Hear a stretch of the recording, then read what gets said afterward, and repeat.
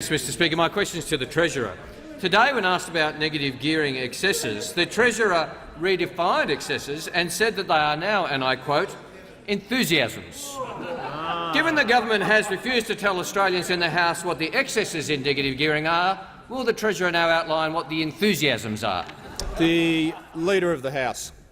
Mr Speaker, is it in order for the question to now verbal the Treasurer and pretend that he said something that he didn't say and then demand that he have a response to that? I mean, you've been very lenient. We've been lenient on the government side of not taking points of order. But their question time strategy is in complete disarray, and they need to get themselves in order. I'll ask the Manager of Opposition Business if he could just resume his seat for a second. I'm ready to rule on the subject. The Leader of the House raises a point of order that essentially relates to factual accuracy. And as I think I addressed the House a fortnight or so ago, I'm going to adopt the approach that Speaker Andrew adopted, which is I can't assess the factual accuracy of questions. If questions are factually inaccurate,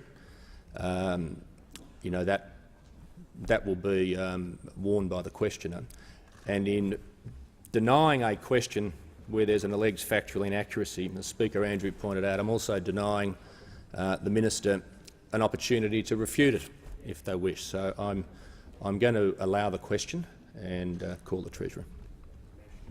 Thank you, Mr Speaker. I referred today to the distribution of those who are engaged in incurring net rental losses across the income space, Mr Speaker, and the various occupations that they have and things of that nature, Mr Speaker. I said you can call them excesses, you can call them enthusiasms, you can call them whatever you like, Mr Speaker. They can refer to it as ever they wish.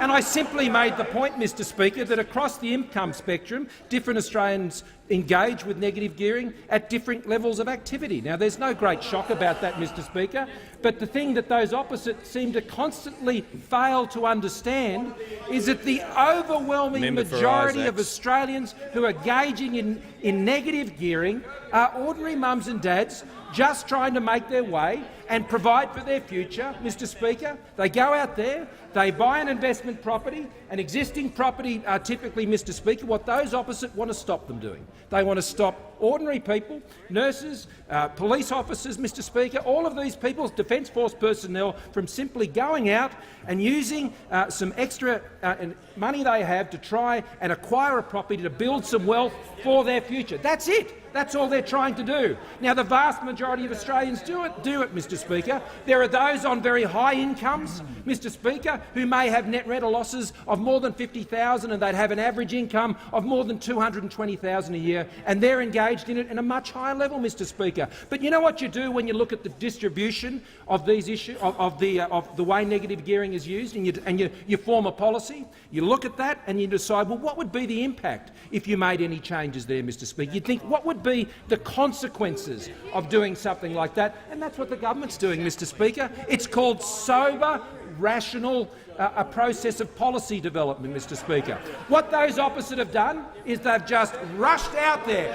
And what the Shadow Treasurer now finds, Mr Speaker, he's out on the end of a very long pole, Mr Speaker.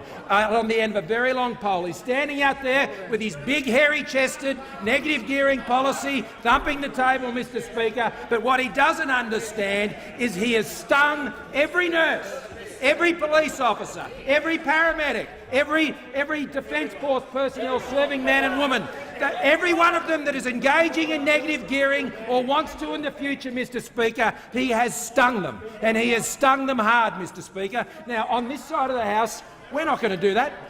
We're not going to do that, Mr Speaker, because we understand that Australians who want to invest in their future, these hard-working Australians who have done this, Mr Speaker, that they continue to get those opportunities, and under this government they will, Mr Speaker.